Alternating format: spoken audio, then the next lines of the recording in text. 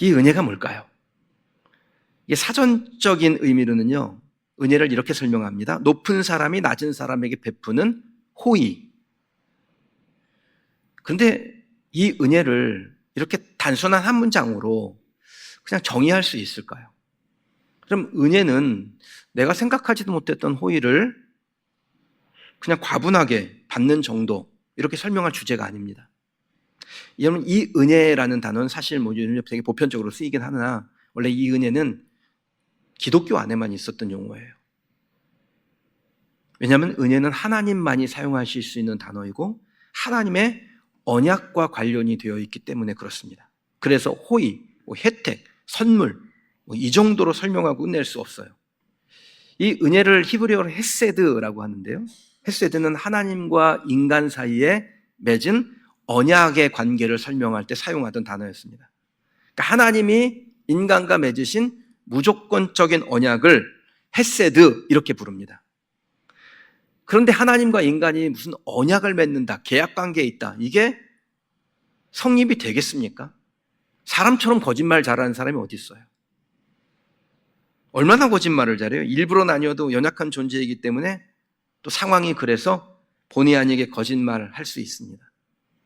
따라서 인간은 언제든지 언약을 파기할 수 있는 불완전한 존재이기에 완전하신 하나님과 언약의 관계를 맺는다라는 것은 사실은 있을 수 없는 일입니다. 그럼에도 불구하고 하나님이 불완전한 인간과 언약의 관계를 맺으시고 신실하게 그 언약을 이행하시죠. 지금도 이행하고 계셔요. 인간이 언약을 파기하더라도 하나님이 언약을 파기하지 않으므로 언약은 변함없이 유지되어 왔습니다. 이게 우리에게 은혜인 거예요. 우리가 못 지켜도 하나님께서 그 언약을 끝까지 지켜가시니까 우리는 그 언약의 혜택을 받거든요. 그래서 이게 우리에게 은혜라는 겁니다. 인간이 언약을 지키지 못하였어도 하나님은 언약을 지키시겠다라는 뜻이 담긴 하나님의 언약의 방식을 아브라함과 맺은 최초 언약에서 발견해 볼 수 있는데요, 그 언약을 카라트 베리트라고 합니다. 카라트는 쪼개다라는 뜻이고 베리트는 언약이라는 뜻입니다. 창세기 15장 17절에서 18절 말씀인데 화면 통해서 같이 한번 읽어보시죠. 해가 져서 어두울 때 연기 나는 화로가 보이며 타는 횃불이 쪼갠 고기 사이로 지나더라. 그날에 여호와께서 아브라함과 더불어 언약을 세워. 아멘. 하나님이 아브라함과 무엇을 만들죠? 언약을 만들어 갑니다. 하나님이 아브라함과 언약을 맺는데 짐승을 쪼개놓고요, 그 사이를 하나님이 지나가셨다라는 표현이 나옵니다. 그럼 이 같은 방식은 그 당시에 사람과 사람 사이에 어떤 계약을 맺을 때 일반적으로 사용하던 관행이었습니다. 짐승을 가져다가 쪼개놓고요, 계약 대상자들이 그 사이를 서로 지나갑니다. 그러면서 계약을 어기면, 이 약속을 어기면, 언약이 파기되면 그 파기를 일으킨 사람은 이 쪼갠 짐승처럼 된다라는 의미를 가진 계약의 방식이에요. 하나님도 아브라함과 그와 같은 방식으로 언약을 맺으신 겁니다. 그런데 하나님은 지나가셨지만 아브라함은 그 쪼갠 고기 사이로 지나가지 않게 하셔요. 그래서 만약에 하나님 쪽에서 언약을 어기면 하나님은 쪼갠 짐승처럼 되지만 아브라함은 그 사이를 지나간 것이 아니기 때문에 혹여 아브라함이 언약을 어기더라도 그 대가를 치르지 않게 하신다라는 것을 의미하는 것입니다. 그래서 하나님과 맺은 언약의 관계를 은혜라고 부르는 겁니다. 우리가 언약을 이행하지 못했을지라도 하나님이 우리에게 그 대가를 요구하거나 처벌하지 않으시는 거예요. 우리가 언약을 어겼어도 하나님은 쪼갠 짐승 사이로 지나가시면서 내가 이 언약을 신실하게 이행하겠다라고 약속하셨기 때문에 그 언약의 유지가 되는 것이고 그 언약의 혜택을 우리가 받게 되는 겁니다. 그리고 이스라엘에게 하신 언약은 영적 이스라엘에게 그 언약이 계승되었기 때문에 저와 여러분들에게도 동일하게 하나님의 언약은 유지되고 있는 줄 믿습니다. 그러므로 은혜는 받는 자의 선택이 아니라 주는 자의 선택이에요. 무조건적으로 주신 하나님 쪽의 행위에서 일어나는 겁니다. 로마서 9장에 보면요, 우리가 어떻게 하나님의 은혜를 받게 되는지, 하나님의 은혜가 우리에게 어떻게 임하는지를 잘 설명하고 있습니다. 바울은 하나님의 은혜란 우리의 선택이나 노력과 상관없이 주권적으로 주어진다라고 말합니다. 그러니까 율법 아래 있는 유대인이나 율법 아래 있지 아니한 이방인이나 다 하나님의 은혜 아래 있다라고 말씀합니다. 사랑하는 성도 여러분, 은혜는요 쟁취하는 게 아니에요. 대가를 지불하고 받는 거 아닙니다. 그냥 받습니다. 조건 없이 저와 여러분들에게 주어져 있습니다. 그래서 하나님의 은혜의 진정한 의미를 딱 알고 나면 받은 은혜에 감사할 수밖에 없고 그 은혜로 인하여 하나님께 충성하게 되는 거예요. 하나님의 은혜를 받았으니까 내가 그 은혜의 대가를 치르는 게 아니에요. 은혜의 진정한 의미를 알고 나면 그냥 감사하게 되는 것이고 그 하나님께 감사하기 때문에 충성하게 되는 거예요. 그러니까 우리가 하나님께 드리는 감사와 충성은 무엇을 받았기 때문에 보답하는 대가가 아닙니다. 그거는 은혜 받은 이들에게 자연스럽게 나오는 삶의 모습이에요.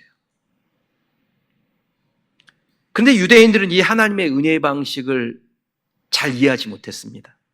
그들은 이 영적인 지식에 너무 무지했어요. 그래서 이방인들에게도 하나님의 은혜가 임한다는 사실을 받아들일 수 없었습니다. 오직 자신들만이 하나님의 구원 백성이라고 생각한 겁니다. 이방인들은 구원과 상관없는 사람들, 저 지옥에 땔감으로나 쓸 그런 존재들로 여긴 겁니다. 은혜가 무엇인지를 모르니까 자신들의 유한한 지식으로 하나님의 은혜를 축소한 것이죠. 여러분 지금도요, 하나님의 은혜를 모르면 하나님의 은혜는 그 사람에게서 축소됩니다. 제한 없이 무한정 우리에게 주신 은혜가 어떤 이들에게는 축소된다고요. 제 간절한 소원은 우리 성도들이 하나님의 은혜를 받는 것이고 그 은혜가 어제로 끝나거나 작년으로 끝나는 것이 아니라 늘 오늘 지금 이 순간 우리의 삶의 순간에서 하나님의 은혜를 마음껏 누리는 성도들이 되시길 주님의 이름으로 축원합니다. 원래부터 하나님의 계획은 온 인류를 구원하는 것이었습니다. 그것이 하나님의 구원 역사에 처음부터 있었던 계획이에요. 유대인, 이방인 뭐 이런 거 가릴 거 없이 누구나 구원받는 것이 하나님의 계획이었습니다. 사랑하는 성도 여러분, 하나님은 완전한 은혜를 주시는 하나님이신 것을 믿으시기를 주님의 이름으로 축원합니다. 그 완전하신 은혜를 이미 저와 여러분들에게 주셨습니다. 오늘 이 자리에 있는 거요, 그거 우리가 노력해서 온 거 아니에요. 하나님께서 우리의 마음을 온유케 하시고 예배당에 가서 하나님께 예배할 수 있는 마음을 주시고 누군가가 권유했는데 그러지 뭐 가서 예배 드려야지 그리고 오게 되는 거죠. 하나님이 주권적으로 우리를 선택하셨기 때문에 저와 여러분들이 여기에 있는 겁니다. 자기 백성이 아닌 우리를 자기 백성 삼으시고 사랑받을 자격 없는 우리를 하나님의 사랑받는 자로 바꾸어 주신 것, 그 놀라운 은혜를 저와 여러분들이 알기를 하나님 원하고 계십니다. 그리고 날마다 은혜의 보좌 앞으로 나오기를 원해요. 참 하나님의 그 일하심이 세밀하죠. 오늘 대표 기도하신 우리 집사님도 그 내용이 좀 담겨 있는데 일부에 기도하신 분도 제 설교 원고 안에 있는 내용을 기도하시더라고요. 제가 보여준 적도 없는데 제 설교 원고 안에 그런 내용이 있어요. 오늘의 은혜로 내일을 살 수가 없습니다. 오늘은 오늘의 은혜로 살고 내일은 또 내일 찾아온 그 오늘의 은혜로 삽니다. 그럼 하나님의 은혜가 늘 필요하다라는 거. 작년의 은혜로 올해를 사는 게 아니고 어제의 은혜로 오늘을 사는 게 아니고 오늘은 오늘 주신 은혜가 필요합니다. 그래서 날마다 은혜의 보좌 앞으로 나아가야 돼요. 자, 여러분이 제가 은혜의 보좌 앞으로 나아갈 때 그럼 어떻게 가면 될까요? 은혜의 보좌 앞으로 나아가는 것, 바르게 나아간다는 게 뭘까요? 그러면 사모함으로 가셔요. 하나님의 은혜 앞으로 나아가는데 억지로가 아니라 사모함으로 가시길 바랍니다. 24절입니다. 같이 읽어볼까요? 이 그릇은 우리니 곧 유대인 중에서뿐 아니라 이방인 중에서도 부르신 자니라. 아멘. 자, 24절에서 우리가 주의 깊게 봐야 될 부분이 있는데 유대인 중에서 그리고 이방인 중에서도 부르심을 받았다라는 겁니다. 그러니까 하나님이 주권적으로 모든 이들을 부르시는데 다 부르심 받는 거예요. 그런데 그들 중에서 은혜의 바다로 뛰어드는 이들이 유대인 중에서 이방인 중에서도 있다라는 거예요. 은혜는 우리에게 무한정 제공되지만 은혜를 받는 건 우리의 몫입니다. 기계적으로 유대인은 탈락, 이방인은 합격 이런 게 아니에요. 하나님 인격적이시죠. 그래서 우리의 의지와 관계없이 막 기계적으로 너 은혜 받아, 마음 열어 이러지 않으신다라는 거예요. 간절한 마음으로 우리가 하나님 앞에 사모하는 심령으로 은혜 받기를 원하시죠. 그래서 은혜는 사모하는 사람에게 임하는 겁니다. 무한정 있지만 사모하는 사람에게 은혜가 임합니다.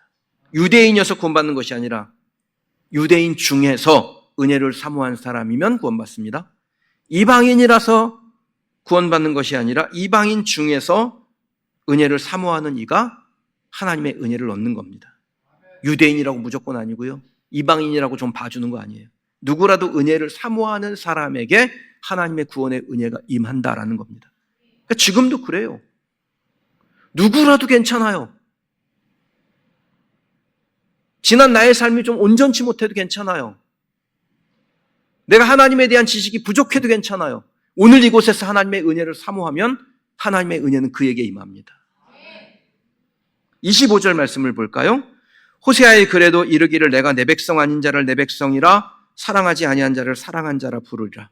바울은 호세아의 글을 인용하면서 하나님의 구원 계획을 설명을 합니다. 바울이 깨달은 하나님의 구원의 계획은요, 하나님의 백성이라고 인정받지 못한 자가 하나님의 백성이 되는 것, 하나님의 사랑과 상관없는 사람이 하나님의 사랑의 대상이 되는 것입니다.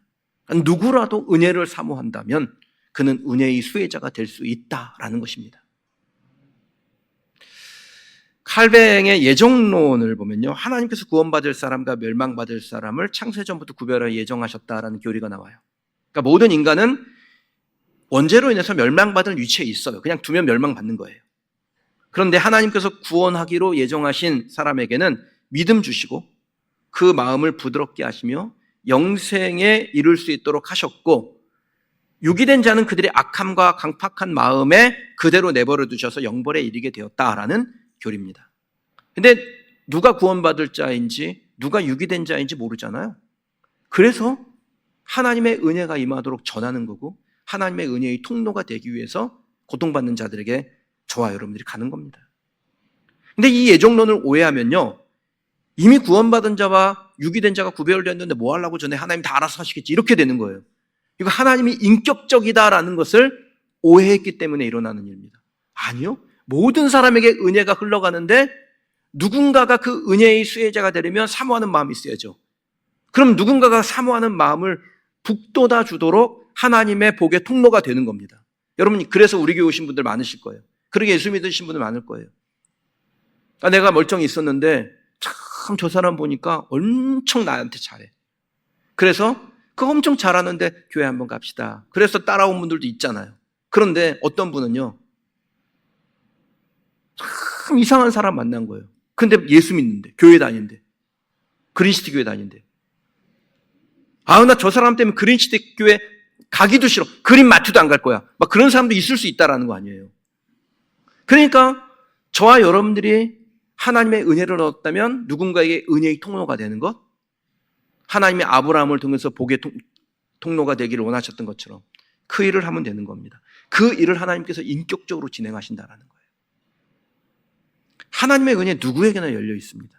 그 은혜가 누군가에게 제한되어 있다면 그 자체로 불완전한 은혜죠.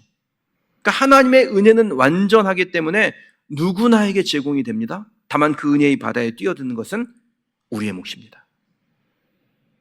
그러니까 유기된 자는 하나님이 유기한 것이 아니라 은혜를 거부한 거예요. 하나님의 은혜 앞으로 갈 때 저와 여러분 어떻게 나가야 될까요? 그럼 자기 생각에서, 고정적인 틀에서 빠져나와서 하나님의 은혜의 방편은 우리에게 다양하게 열려 있다는 것을 바라보시길 바랍니다.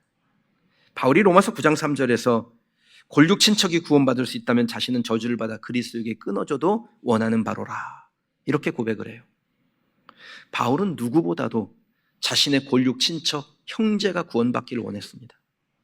하지만 바울의 소원과는 달리 이 유대인들이 지난 2000년이 넘게 하나님의 구원 은혜의 백성에서 벗어나 있어요. 왜? 그들이 가장 먼저 하나님의 은혜를 받은 선민이었는데 지금은 이처럼 하나님의 구원과 상관없는 비참한 인생으로 바뀌게 된 걸까요?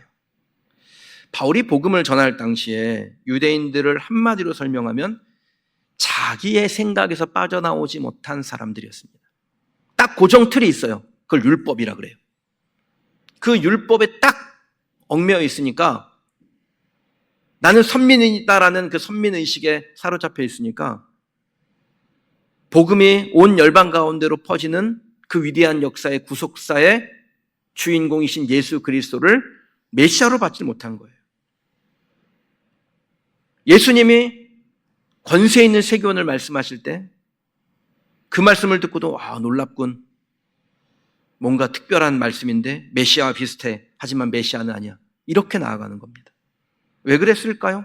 자기의 생각, 고정적인 틀이 그들을 옥죄고 있기 때문이에요. 율법에 빠져 있으니까 하나님께서 주신 자유함을 누리지 못하게 되는 겁니다. 은혜 앞으로 가고자 하는 열망이 없이 자기 생각에 빠져 있으면 우리를 향한 하나님의 은혜의 통로가 하나둘 막히기 시작합니다. 하나님의 의도, 하나님의 계획을 발견하지 못합니다. 하나님의 시선에 내 시선이 가지 못하니까 하나님의 시선을 잘못이라고 오해하고 비난하고 도리어 하나님의 대적자가 돼요. 굉장히 이런 일들이 많이 일어나요. 그러다가 침체의 늪에 빠져서 서서히 다른 길로 사라지게 되는 것입니다. 여러분, 이게 교회사입니다. 교회사가 뭐냐면 하나님의 선택을 받아서 하나님의 은혜를 받았던 공동체가 하나님의 시선에 그들의 시선을 두지 못하고 그릇된 길로 가서 멸망하는 것. 이것을 기록해 놓은 역사를 교회사라고 하여. 서구권 교회들이 이미 그렇게 되었죠. 제가 여러분의 배려로 종교개혁지 탐방을 다녀왔는데 갔더니 영광스러운 과거의 역사가 있어요. 자기들의 목숨을 바쳐서